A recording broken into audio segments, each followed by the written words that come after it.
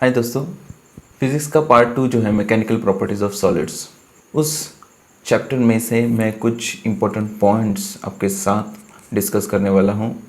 और ये जो वीडियोस हैं ये 11th के बच्चों के लिए है। तो अगर आप चैनल से जुड़े हुए हैं लेकिन 11th में नहीं है तो आप आपके दोस्तों के साथ शेयर ज़रूर कीजिएगा। कुछ इंपॉर्टेंट टर्म्स यहाँ पे हम डिस्कस करेंगे। पार्ट 1 और पार्ट 2 इस ऐसे दो हिस्से में हम डिवाइड करेंगे, तो ये रिवीजन के लिए काफ़ी यूज़फुल रहेगा। और एक ध्यान में रखो कि ये डिटेल में नहीं डिस्कशन है, ये समरी है चैप्टर का, ठीक है। डिटेल में भी मैं कुछ टॉपिक्स आपके साथ डिस्कस करूँगा, लेकिन इस वीडियो में नहीं। ये वीडियो सिर्फ क्विक रिवीजन के लिए है, ठीक है दोस्तों। तो चलिए शुरू करते हैं। तो दोस्तों, आज हम क्लास 11th फिजिक्स का चैप्टर 8 पढ़ने वाले हैं। ये आपके पार्ट 2 फिजिक्स पार्ट 2 में है, ठीक है। Mechanical properties of solids. पहले डेफिनेशन देख लेते हैं इलास्टिसिटी का। The property of a solid or any body by virtue of which it tends to regain its original size and shape when applied force is removed is known as elasticity। मतलब एक चीज़ जिससे हम force apply करके उसका shape change कर देते हैं, और चेंज करने के बाद अगर हम फोर्स रिलीज करते हैं और वो ऑब्जेक्ट फिर से अपना शेप ले लेता है, उसे हम क्या कहते हैं? इलास्टिसिटी कहते हैं। और ये जो डिफॉर्मेशन है शेप का, उसे हम क्या कहते हैं? Elastic deformation. एक एग्जांपल ले लेते हैं। ये बंजी जंपिंग है, जहाँ पे जो एडवेंचर पसंद करने वाले लोग हैं ये ऊंचाई से कूद देते हैं। इनके पैरों में एक रबर का स्ट्रिंग अटैच्ड होता है, ठीक है। जैसे ये कूदते हैं और कूदने के बाद ग्रेविटी की वजह से ये नीचे आते हैं और फिर से ऊपर की तरफ जाता है, क्योंकि स्ट्रिंग का जो ये रिस्टोरिंग फोर्स है ये इन्हें वापस खींच लेता है। और भी कुछ एग्जांपल है, जैसे ये है स्प्रिंग के, ये स्माइलीज है, और आप देख सकते हैं कि कैसे ये अपने शेप को रिगेन करने की कोशिश कर रहे हैं, ठीक है। और काफ़ी क्यूट खिलौने हैं ये, बाय द वे। आगे देखते हैं प्लास्टिसिटी। प्लास्टिसिटी क्या होता है? If you apply a force to a lump of putty और mud, they have no gross tendency to regain their previous shape। इनमें कोई टेंडेंसी नहीं होती फिर से अपना शेप रिगेन करने की। तो ये जो प्रॉपर्टी है जिसके वजह से शेप तो डिफॉर्म हो जाता है लेकिन फिर से ये अपना शेप रिगेन नहीं करते, उसे ही हम क्या कहते हैं? प्लास्टिसिटी कहते हैं। और ऐसे ऑब्जेक्ट्स को हम प्लास्टिक कहते हैं। इसके एग्जाम्पल्स है पुट्टी एंड मड, ठीक है। तो मिट्टी या क्ले, ये जो चीज़ें हैं ये अपना शेप रिगेन नहीं करती, तो ये आइडियल प्लास्टिक इन्हें कहा जा सकता है। क्यों? क्योंकि इनका शेप इजीली डिफॉर्म होता है लेकिन ये अपना शेप रिगेन नहीं कर पाते, तो इसे हम क्या कहते हैं? प्लास्टिसिटी कहते हैं। अब जो है वो नेसेसिटी है, क्या यूज़ है? ठीक है, हमने ये सीख लिया मैकेनिकल प्रॉपर्टीज ऑफ सॉलिड्स, लेकिन इसका हमारी ज़िंदगी से क्या लेना देना है? इसकी ज़रूरत क्या है हमें पढ़ने की? तो दोस्तों, इलास्टिक बिहेवियर जो है मटेरियल्स का, ये इंजीनियरिंग में काफ़ी यूज़ होता है। एक एग्जांपल के तौर पे हम बिल्डिंग्स का ले लेते हैं। जो बिल्डिंग्स का डिज़ाइन बनाते हैं उसके लिए जो हम मटेरियल यूज़ करते हैं उनकी इलास्टिक प्रॉपर्टीज़ स्टडी की जाती है ताकि बिल्डिंग ज़्यादा समय टिक सके। तो इसके लिए हमें इलास्टिसिटी का स्टडी करना बहुत ज़रूरी है। तो ये बस मैंने आपको एक एग्जांपल दे दिया, ऐसे बहुत सारे एग्जांपल हो सकते हैं। अब हमारा नेक्स्ट टॉपिक है स्ट्रेस एंड स्ट्रेन। तो स्ट्रेस और स्ट्रेन क्या होता है ये अब हम पढ़ेंगे। तो दोस्तों, जैसे कि डेफिनेशन कहता है कि the restoring force per unit area of the material is called as stress, ठीक है। स्ट्रेस हम अलग कलर में लिखते हैं because it is very very important concept. तो स्ट्रेस क्या है? Restoring force per unit area of the material. इसकी खास बात क्या है? ये कैरेक्टरिस्टिक क्या है इसका कि it is a tensor quantity. क्या है? स्ट्रेस एक टेंसर क्वांटिटी है। आज तक आपने वेक्टर क्वांटिटी सुना होगा, स्केलर क्वांटिटी सुना होगा, लेकिन टेंसर क्वांटिटी शायद आपने पहली बार सुना हो, शायद आपको पता भी हो। लेकिन ये टेंसर क्वांटिटी होता क्या है? ये स्केलर भी नहीं है, कहा जाए तो वेक्टर भी नहीं है, क्योंकि स्केलर क्वांटिटी अगर कहूँ तो सिर्फ मैग्नीट्यूड होना चाहिए, जो कि इसमें है नहीं। और वेक्टर क्वांटिटी अगर कहूँ तो इसमें एक स्पेसिफिक डायरेक्शन होना चाहिए, तो इसका स्पेसिफिक डायरेक्शन नहीं है। तो इसमें है क्या फिर?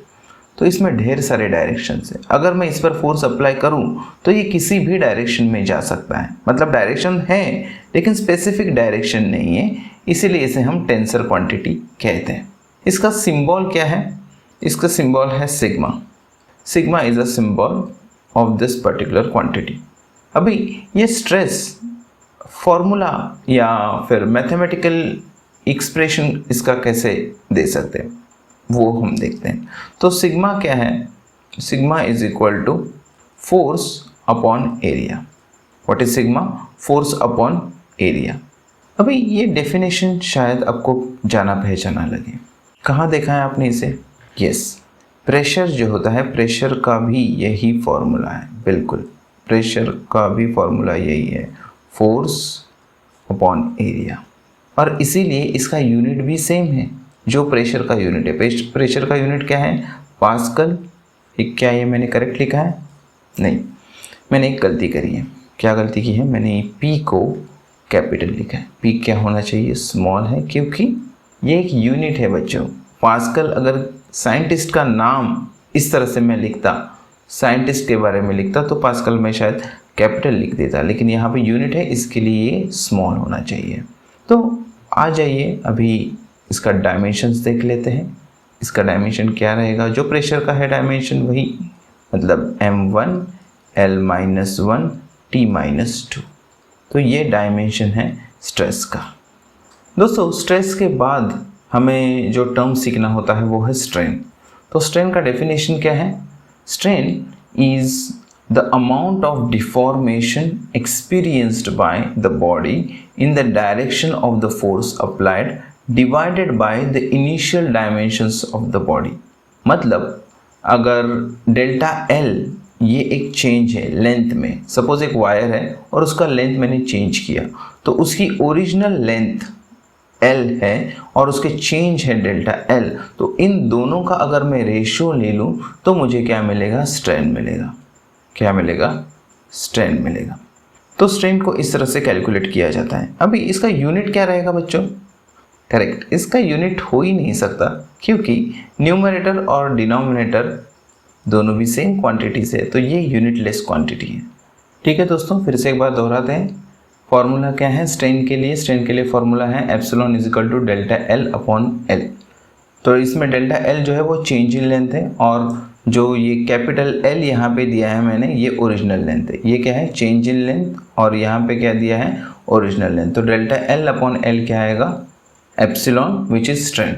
ठीक है, ये एक डायमेंशनलेस क्वांटिटी है जैसे मैंने कहा, और इसे सिर्फ हमें रिलेटिवली स्टडी करने के लिए हम इसे यूज़ करते हैं कि शेप कैसे चेंज होता है। ये रिलेटिव स्टडी के लिए यूज़ किया जाता है। ठीक है दोस्तों, अभी इसके टाइप देख लेते हैं। पहले तो स्ट्रेस के टाइप्स देख लेते हैं। स्ट्रेस 3 टाइप का होता है। Tensile stress. टेंसाइल स्ट्रेस क्या है? Cylinder is a stretched by 2 equal forces applied normal to its cross sectional area. The restoring force per unit area in this case is called tensile stress। तो ये एक stress होता है जो एक cylinder अगर हम कंसिडर करें और उस पर अगर हम फोर्स अप्लाई कर रहे हैं, तो उसका जो क्रॉस सेक्शनल एरिया रहेगा जो कि उस फोर्स को परपेंडिकुलर रहेगा, तो ये एक रिस्टोरिंग फोर्स जनरेट करेगा, restoring force per unit area. तो इस restoring force per unit area को हम क्या कहते हैं? टेंसाइल स्ट्रेस कहते हैं। ठीक है, फिर होता है compressive stress. If the cylinder is compressed under the action of the applied force, तो अगर हम कंप्रेस करेंगे तो उसे कंप्रेसिव स्ट्रेस कहेंगे। टेंसाइल स्ट्रेस और कंप्रेसिव स्ट्रेस एक साथ हम इसे लॉन्जिट्यूडिनल स्ट्रेस कहते हैं। If two equal and opposite deforming forces are applied parallel to the cross sectional area, तो ये अगर ऐसा है तो यहाँ पे क्या होगा? शियरिंग स्ट्रेस या टेंजेंशियल स्ट्रेस इसे कहलाया जाता है।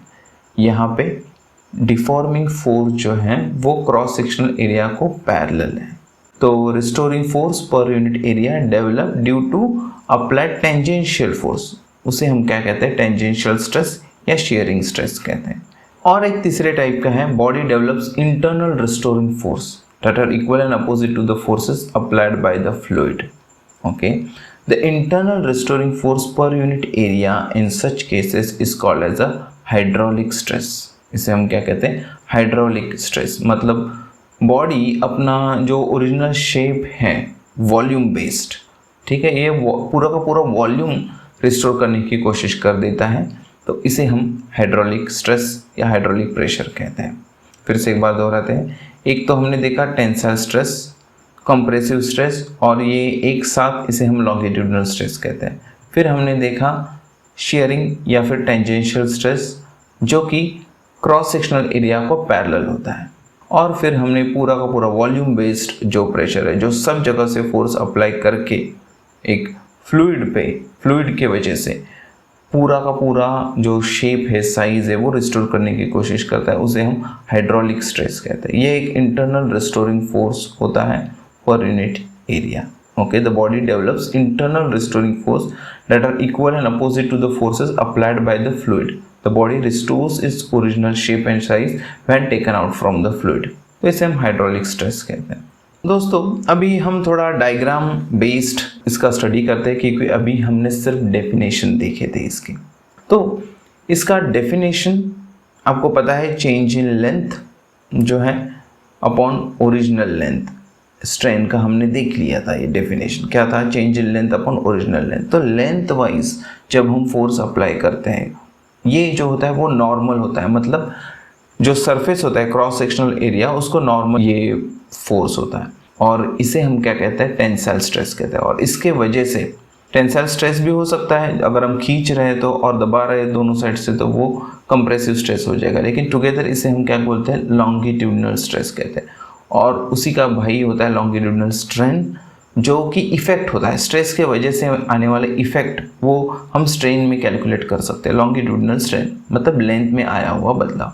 तो यहाँ पे आप डायग्राम देख सकते हैं। इस डायग्राम में हमने दिखाया है कि जैसे कि लेंथ फोर्स अप्लाई करने की वजह से कैसे चेंज होती है, और इसका फॉर्मूला क्या है? Delta L upon L. फिर होता है जो हमने पढ़ा था stress, sharing stress, sharing strain, जिसमें क्रॉस सेक्शनल एरिया को पैरेलल फोर्स अप्लाई किया जाता है। तो इसमें स्ट्रेस कैलकुलेट करने का जो तरीका है वो वही है, फोर्स अपॉन एरिया। लेकिन स्ट्रेन कैलकुलेट करने के लिए हमें क्या देखना पड़ेगा? इसका जो डिस्प्लेसमेंट हो रखा है दो फेसेस के बीच में, तो ये डिस्प्लेसमेंट अगर डेल्टा एक्स है तो इसका फॉर्मूला क्या आएगा? Delta x upon L. इस तरह से हम शेयरिंग स्ट्रेन कैलकुलेट कर सकते हैं। ठीक है दोस्तों, तो दो चीज़ें हमने देखी है अभी तक। लॉन्गिट्यूडिनल स्ट्रेन, लॉन्गिट्यूडिनल स्ट्रेन कैसे कैलकुलेट करते हैं? तो लॉन्गिट्यूडिनल स्ट्रेन कैलकुलेट करने के लिए अगर हमने इसे एप्सिलॉन से डिनोट किया तो ये डेल्टा एल अपॉन एल आ जाएगा। ठीक है, इस तरह से हम लॉन्गिट्यूडिनल स्ट्रेन कैलकुलेट करते हैं।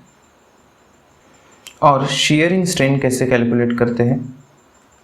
हम फार्मूला कौन सा यूज़ करते हैं? शेयरिंग स्ट्रेन कैलकुलेट करने के लिए हम फार्मूला यूज़ करते हैं डेल्टा एक्स अपॉन एल। ठीक है, डेल्टा एक्स क्या है? डिस्प्लेसमेंट है दो फेसेस के बीच में, मतलब ये एक फेस है सपोज, ठीक है, तो ये एक जगह पे रहेगा और ये एक जगह पे रहेगा। पैरेलल फोर्स हम अप्लाई कर रहे हैं तो कुछ डिस्प्लेसमेंट होगा यहाँ पे। तो ये जो डिस्प्लेसमेंट हो रखा है उसे हम क्या कहेंगे? डेल्टा एक्स कहेंगे। तो ये जो डेल्टा एक्स और एल है, ये ratio equal to tan theta होता है, which is opposite side upon adjacent side. तो इसमें अपोजिट साइड क्या है? डेल्टा एक्स, और एडजेसेंट साइड कौन सी है? एडजेसेंट साइड है ये एल। तो इस तरह से हम कैलकुलेट करते हैं शेयरिंग स्ट्रेन। ठीक है बच्चों, तो लॉन्गिट्यूडिनल स्ट्रेन हमने देखा, शेयरिंग स्ट्रेन देखा। शेयरिंग स्ट्रेस, लॉन्गिट्यूडिनल स्ट्रेस दोनों के लिए फॉर्मूला वही है। फॉर्मूला क्या है? Sigma is equal to force upon area. अभी बचा क्या है? तो है वॉल्यूम बेस्ड। तो दोस्तों अब आता है volume strain. The strain produced by hydraulic pressure, जो हमने हाइड्रोलिक स्ट्रेस के वक्त देखा था, ये हाइड्रोलिक स्ट्रेस के वजह से या हाइड्रोलिक प्रेशर के वजह से जो चेंजेस आते हैं वॉल्यूम में, इसे हम वॉल्यूम स्ट्रेन कहते हैं। और इसका कैलकुलेट करने का फॉर्मूला काफ़ी ही सरल है, वो है डेल्टा वी अपॉन वी। मतलब चेंज इन वॉल्यूम ले लो और ओरिजिनल वॉल्यूम ले लो, इन दोनों का जो रेशियो आएगा उसे हम क्या कहेंगे? वॉल्यूम स्ट्रेन कहेंगे। क्या कहेंगे? Volume strain. ठीक है, ठीक है दोस्तों, तो फॉर्मूला क्या है वॉल्यूम स्ट्रेन का? डेल्टा वी अपॉन वी, मतलब change in volume upon original volume. दोस्तों आज के लिए जो हमारा लास्ट टॉपिक है वो है हुक्स लॉ। तो ये हुक्स लॉ होता क्या है वो देख लेते हैं। For small deformation stress is directly proportional to the strain. Okay, this is known as Hooke's law. थोड़ा ग्राफ वाइज भी देख लेते हैं ताकि हमारी समझ काफ़ी क्लियर हो जाए। देखो ये स्ट्रेस है वाई एक्सिस पे और ये है स्ट्रेन जो कि एक्स एक्सिस पे है। तो जैसे कि हम स्ट्रेन बढ़ा रहे हैं उसी तरह से स्ट्रेस भी बढ़ रहा है। तो जैसे आप देख पा रहे हैं यहाँ पे जैसे जैसे स्ट्रेस बढ़ रहा है वैसे वैसे स्ट्रेन भी बढ़ते जा रहा है। और ये जो ग्राफ है ये पॉइंट ए तक लीनियर है। तो यहाँ तक हुक्स लॉ फॉलो होता है। ये स्मॉल डिफॉर्मेशंस के लिए होता है, मतलब जो छोटे बदलाव होते हैं उसे यहाँ पे हुक्स लॉ फॉलो होता है। मतलब स्ट्रेस और स्ट्रेन दोनों भी एक दूसरे को प्रोपोर्शनल होते हैं और इनका जो ग्राफ है वो ग्राफ कैसे आता है, स्ट्रेट लाइन आता है। द कांस्टेंट ऑफ प्रोपोर्शनलिटी, अगर दो चीज़ें प्रोपोर्शनल हैं तो कांस्टेंट ऑफ प्रोपोर्शनलिटी भी आना है। तो इस कांस्टेंट ऑफ प्रोपोर्शनलिटी को हम क्या कहते हैं, मॉड्यूलस ऑफ इलास्टिसिटी कहते हैं। ठीक है बच्चों, तो हमने क्या देखा, हुक्स लॉ। हुक्स लॉ क्या कहता है, हुक्स लॉ कहता है कि जो स्ट्रेस होता है स्मॉल डिफॉर्मेशंस के लिए स्ट्रेन को डायरेक्टली प्रोपोर्शनल होता है। मतलब स्ट्रेस का अगर मैं ग्राफ निकालूँ स्ट्रेन के साथ तो छोटे डिफॉर्मेशन के लिए, छोटे बदलावों के लिए हमें स्ट्रेट लाइन देगा। ठीक है, इसके बाद जो चेंजेस आने हैं वो बात अलग है, लेकिन छोटे डिफॉर्मेशंस के लिए यहाँ तक ये हुक्स लॉ फॉलो होता है। तो स्ट्रेस और स्ट्रेन डिनोट करूँगा मैं, सपोज स्ट्रेस के लिए हम सिग्मा यूज़ करते हैं और स्ट्रेन के लिए एप्सिलॉन यूज़ करते हैं। तो ये सिग्मा जो है ये एप्सिलॉन को डायरेक्टली प्रोपोर्शनल है। और अगर ये प्रोपोर्शनल हैं तो प्रोपोर्शनलिटी कांस्टेंट भी आएगा। इस प्रोपोर्शनलिटी कांस्टेंट को फिलहाल हम कहते हैं रो। तो ये sigma is proportional to rho into epsilon. ये रो जो है इसे हम क्या कहते हैं, इसे हम कहते हैं मॉड्यूलस ऑफ इलास्टिसिटी। क्या कहते हैं, मॉड्यूलस ऑफ इलास्टिसिटी। तो दोस्तों ये जो मॉड्यूलस ऑफ इलास्टिसिटी ये लेंथ के लिए भी रहेगा, सरफेस एरिया के लिए भी रहेगा और ये वॉल्यूम के लिए भी रहेगा। तो ऐसे मॉड्यूलस ऑफ इलास्टिसिटी भी 3 टाइप्स में डिवाइड होते हैं, जिसे हम यंग्स मॉड्यूलस कहते हैं। यहाँ पे आप देख पा रहे हो यंग्स मॉड्यूलस, फिर शेयर मॉड्यूलस और बल्क मॉड्यूलस। ऐसे 3 अलग अलग टाइप के मॉड्यूलस हैं जो हम अगली वीडियो में देखने वाले हैं। ठीक है, तो फिलहाल के लिए काफ़ी हो गया। आज के लिए हमने 3 टॉपिक्स देख लिए हैं। सो दोस्तों आई होप आपको ये वीडियो पसंद आया हो, काफ़ी यूज़फुल रहेगा आपको ये रिवीजन के लिए। अगला वीडियो जो पार्ट 2 रहेगा मैकेनिकल प्रॉपर्टीज ऑफ सॉलिड्स का, वो भी जल्द ही पोस्ट करूँगा, इसी हफ्ते में पोस्ट करने की कोशिश करूँगा। And if you have liked the video please hit the like button also. और आपके अगर दोस्त है 11th फिज़िक्स में तो उनके साथ शेयर ज़रूर कीजिएगा। चैनल को सब्सक्राइब करना, बेल नोटिफिकेशन ऑन करना, ताकि जैसे ही मैं पोस्ट करूं आपको तुरंत उसका नोटिफिकेशन मिले। ठीक है दोस्तों, तो अगली वीडियो में मिलते हैं नए टॉपिक के साथ। Until then take care, bye bye.